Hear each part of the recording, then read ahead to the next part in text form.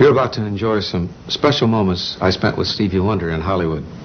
This man is without a doubt the most influential rock star of the decade, and I've been waiting for this one for a long time. Watch.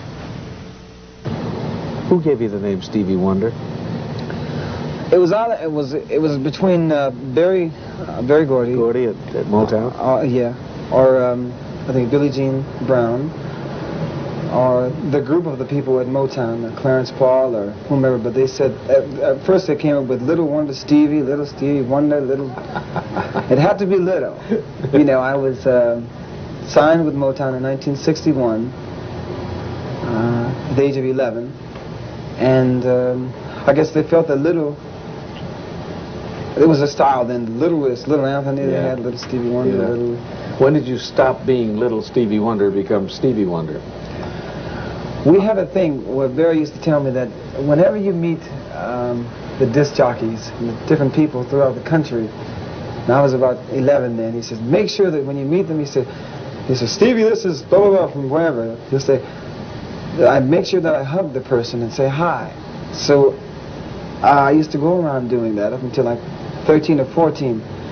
But then at the age of 14, and meeting a disc jockey, I say, hi, Steve, I'm blah, blah, blah, and he says, hi, and I'll go and hug somebody. I was getting too tall for that. So we decided that we would have to cool that out. Yeah. You know, kids really idolize you.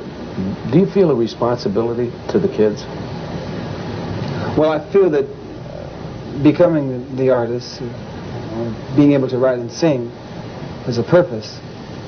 And a purpose that I respect highly. Given the ability to sing and to write. It is not a responsibility, it's a pleasure. My pleasure. I feel good about it. I feel very thankful. You know what you do that knocks me out recently? And you've been doing a lot of this. I know you came to Philadelphia not long ago and did something like this, but you visit high schools unannounced just to say thank you. I think that's beautiful. When did you start doing that? When did you get the first impulse to do something like that? I think I've always felt, I guess, since the very beginning of my career, and I was taught this, well, even more so by Esther Edwards, who is one of the sisters of Berry Gordy, the Gordy family, and the wife of George Edwards, to always show to show your appreciation for whatever you are given. And I kind of have adopted the feeling in myself that the two most forgotten words in today's world are thank you and please. You're so right. You're so right. So it feels good to say to people, thank you. Stevie, I'm amazed at how you write so beautifully about visual experiences that you've never had. How are you able to do that? I think that I know from me, experiencing certain things, and you have an understanding of what a color is, of what a picture is, from actually being told what it's about at some space and time or early space and time in your life.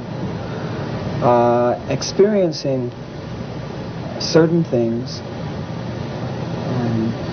to feel the sun, you feel the warmth of it, you feel the brightness of it. So it makes you feel good. Exactly. So and that's why you write a song like You Are the Sunshine of My Life. Exactly. But how do you visualize, say, colors? How do you visualize, now you're wearing a red hat. How do you visualize that red hat? How do you visualize red? Well, I know that red is an exciting color. It's fire. You think of fire. Mm-hmm. You know that it's exciting. And you, I don't know, you go from there. You know that it's an exciting color. Yeah. And you just think of the feel of excitement or fire. Do colors make you feel physically any different when you're wearing, say, a brightly colored garment of some kind to perform in? Can you sense that? Not really. You can't. What do you think? When you're told that it is, and you know that it is, yeah. You say, hey, this is that, and you got that on, and hey, baby. No, but you really don't know. What do you think I look like, Steve? See you tomorrow.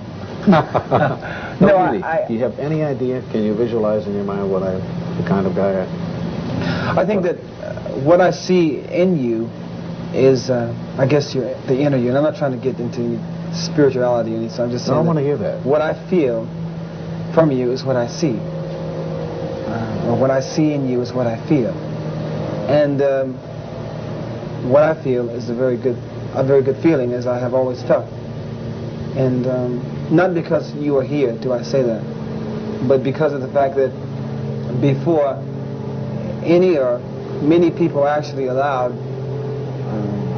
little Stevie Wonder, little nappy-headed boy, whatever, you know, to be a part of something as exciting as, say, a television show, you were one of the people that gave me, or gave us, the pleasure of doing that. Oh, that's nice. So that feels very good. And that we, maybe not every day, person to person, but that you have listened to my songs, that you've heard my music, that you have gotten into my form of expression. You've done your interpretation of my form of expression in your way. Yeah, we have shared something very good I together. love doing your tunes. I feel good when I do your tunes. We have to pause. You know about this thing, this commercial stuff? All right, now. Ray Charles, when he was on my show, I said, if by some miracle you could regain your eyesight, would you want it? And he said no.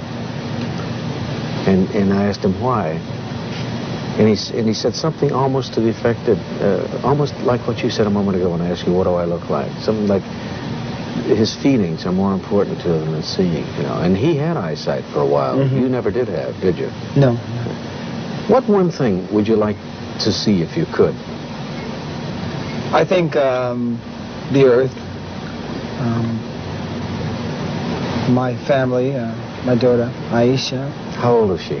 She's going on 2. She'll be 2 years old pretty soon. Is she musical like Dad? Noisy musical. I think that we got her a little piano for Christmas. You know, the little organ pianos. And she's into that. Now the song, Isn't She Lovely? Is that about your little girl? Mm-hmm. It's about Aisha. I must tell you, I was talking to Tom Sullivan one time, and he is blind. He's a very great man. I never met him before. Oh, he is a super guy. Very And incredible. he told me a story about his little girl in the swimming pool. Mm-hmm. You hear that story? Yeah, I heard about it. And he's the helpless feeling that he couldn't find her. Mm-hmm. Have you ever felt helpless like that? I think I know I have experienced that. You know, you ask, or something happens, you ask for the assistance of that power, that supreme being, to help you. I know that I used to lose things, and I would want to find them. And I'd be, instead of feeling around the floor, I would just wait a second, and something would say to me in my mind, to the right or to the left. And 9 times out of 10, I would actually be able to, you know, to find it. You know, I've noticed so many changes in your music, Steve, over the years. So many groups have come and gone. Why do you think your music has endured? But we've tried to grow, you know, with the times, to keep up with the times, and to listen, to admit that you're influenced by a newer artist or different artist. There's nothing wrong with that. And that music doesn't belong to any one particular person. It's a form of expression that we are given the ability to use to express our feelings and to feed off of each other.